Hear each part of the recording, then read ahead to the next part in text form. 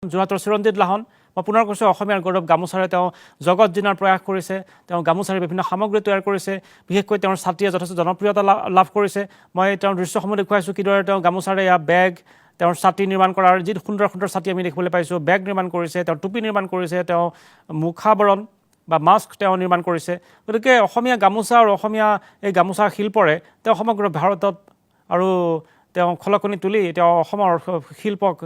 বাহিৰলৈ লৈ যোৱাৰ জগত সভালৈ লৈ যোৱাৰ তেওঁ প্ৰয়াস আৰম্ভ কৰিছে আৰু এই চিৰঞ্জিত লাহন এতিয়া আমাৰ লগত পোনপটীয়া সম্প্ৰচাৰত আছে চিৰঞ্জিত প্ৰথমে মই অভিনন্দন জ্ঞাপন কৰিছোঁ ইমান সুন্দৰ মহৎ প্ৰচেষ্টা হাতত লোৱাৰ কাৰণে অসমীয়া শিল্প এইদৰে জগত সভালৈ যোৱাৰ এটা যে পথ আপুনি তৈয়াৰ কৰিছে আপোনাক যথেষ্ট ধন্যবাদ জ্ঞাপন কৰিছোঁ আপুনি কি কি নিৰ্মাণ কৰিছে এতিয়ালৈ নন্দনা মই প্ৰথমতে ছাতি নিৰ্মাণ কৰিছিলোঁ বিয়াৰ যিটো দৰাবৰণৰ ছাতিৰ পাছতে মই টুপি আৰু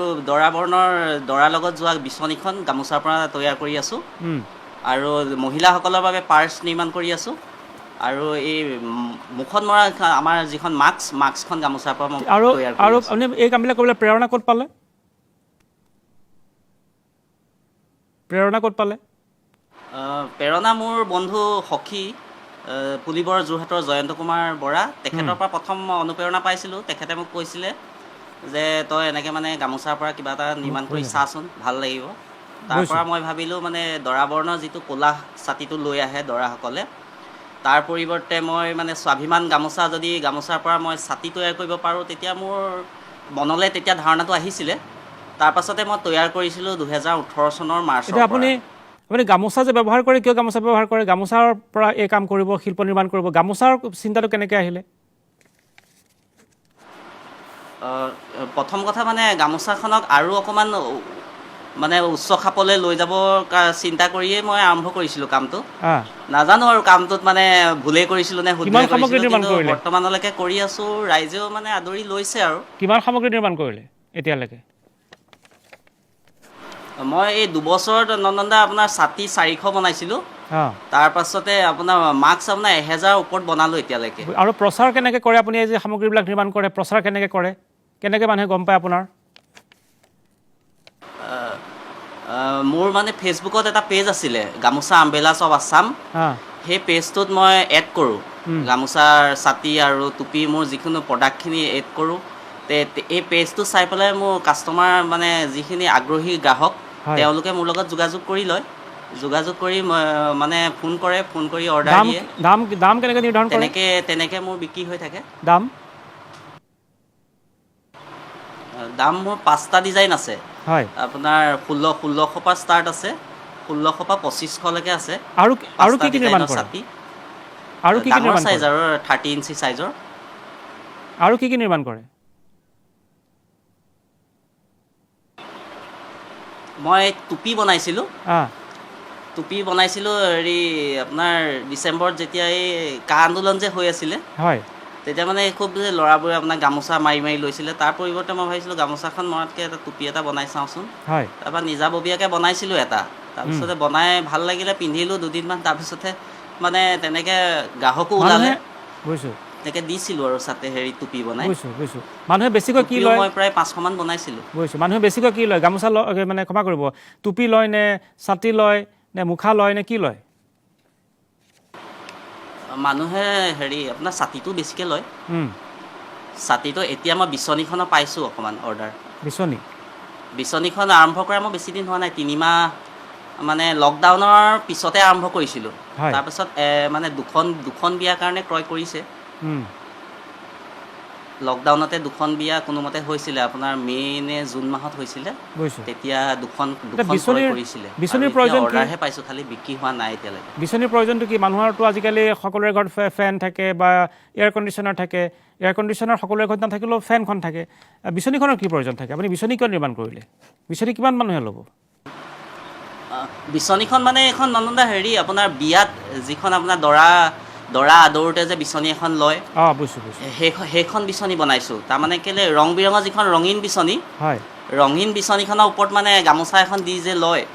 মই ভাবিছিলোঁ কি ৰঙীন বিচনীখনৰ পৰিৱৰ্তে আমাৰ গামোচাখনৰ পৰাই তৈয়াৰ কৰি চাওঁ বুলি ভাবিয়ে মানে বিচনীখন তৈয়াৰ কৰিছিলোঁ মই এতিয়া মানে ৰঙীন বিচনীৰ পৰিৱৰ্তেহে এইখন বিচনী ঘৰত ব্যৱহাৰ কৰা এখন নহয় বুজি পালোঁ বুজি পালোঁ অকল বিবাহ কাৰ্যত বিবাহ অনুষ্ঠানত মই বুজি জড়িত পালোঁ হোৱা এতিয়া ছাতি যিটো নিৰ্মাণ কৰিছে আপুনি ছাতিয়ে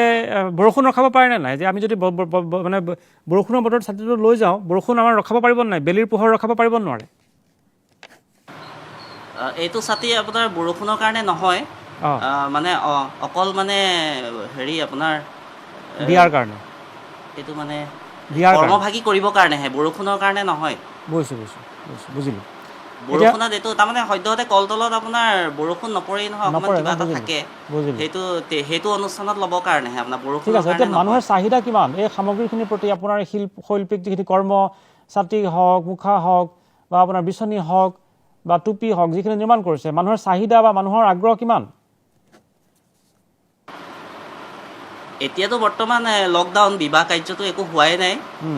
এনেই বিবাহ হ'লে আপোনাৰ মোৰ ফেব্ৰুৱাৰী মাহত প্ৰায় 35টা ছাতি গৈছিলে যোৱা ফেব্ৰুৱাৰী মাহতে লাষ্ট আছিলে আৰু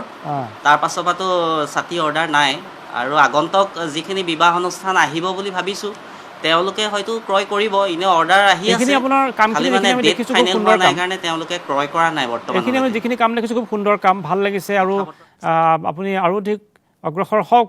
আৰু আপুনি জগত সভালৈ আমাৰ এই শিল্পক লৈ যাব পাৰক কিন্তু এই আপোনাৰ চখ নে বৃত্তি চখৰ কাৰণে কৰি আছেনে নে জীৱন জীৱিকা প্ৰথম কথা মই চখ হিচাপে প্ৰথম আৰম্ভ কৰিছিলোঁ হয় তাৰপাছত বৰ্তমানলৈকে যিখিনি সঁহাৰি পাইছোঁ চলিম বুলি ভাবিছোঁ এই আৰু সামগ্ৰীখিনি তেনেকৈ চলি আছোঁ আৰু সামগ্ৰীখিনি বৰ্তমানলৈকে কেৱল অসমতে সীমাবদ্ধ হৈ আছে নে অসমৰ বাহিৰলৈ গৈছে বৰ্তমান অসমতে চলি আছে হয় অসমৰ মোৰ মানে শদিয়াৰ পৰা ধুবুৰীলৈকে গৈছে গৈছে আৰু মানে যোৱা বছৰ প্ৰায় ছেপ্টেম্বৰ লাষ্টত এই বিদেশী দৰা এজনে ক্ৰয় কৰিছিলে জাৰ্মানীৰ অঁ ভাল কথা জাৰ্মানীৰ চাৰ্গে মায়াৰ তেখেতে মোৰ ছাতি ব্যৱহাৰ কৰিছে প্ৰথম বিদেশী দৰা তেওঁৱেই মোৰ ঠিক আছে আৰু বাহিৰলৈ যোৱা নাই বৰ্তমানলৈকে কামখিনি কৰোঁতে আপুনি বাহিৰত প্ৰশিক্ষণ যোৱা নাই, ক'ৰবাত লৈছেনে অসমৰ ভিতৰতে চলি আছে প্ৰশিক্ষণ ক'ৰবাত লৈছেনে নিজে কৰিছে প্ৰশিক্ষণ মই লোৱা নাছিলোঁ মই মোৰ প্ৰথম বিদ্যা আছিলে আপোনাৰ টেইলাৰিঙৰ কাম কৰিছিলোঁ মই হয় টেইলাৰিঙৰ কাম কৰি মানে অকণমান আইডিয়া এটা আছিলে তাৰপিছত প্ৰথম ট্ৰাই কৰিছিলোঁ তাৰপিছত সফল হোৱা যেন অনুভৱ এটা হৈছিলে আপোনাৰ তাৰ পাছতে আৰম্ভ কৰিছিলোঁ আৰু আপোনাৰ এই কামখিনি এতিয়া আনক শিকাবনে নিশিকাবনে আপুনি যিদৰে আপুনি কৰিছে এই নিপুণ হাতৰ শিল্পকৰ্ম আমি দেখিছোঁ আপোনাৰ এই শৈল্পিক যিটো প্ৰতিভা আনক আপুনি দিব নে আপুনি নিজে কৰি যাব হয়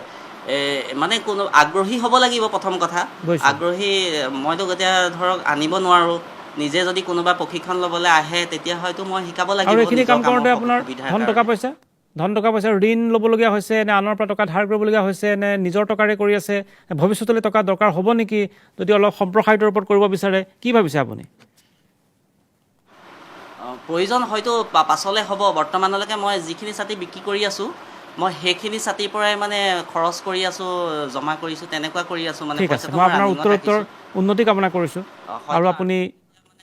উদ্যোগ হিচাপে যেতিয়া গঢ় ল'ব হয়তো তেতিয়া মানে হয়তো লোন ল'বলগীয়া হ'ব পাৰে ঠিক আছে আপোনাৰ উন্নতি কামনা কৰিলোঁ আপুনি অসমৰ গৌৰৱৰ দৰে আপুনি বিশ্বৰ দৰবাৰলৈ তুলি লৈ যাওক আপুনি সফল হওক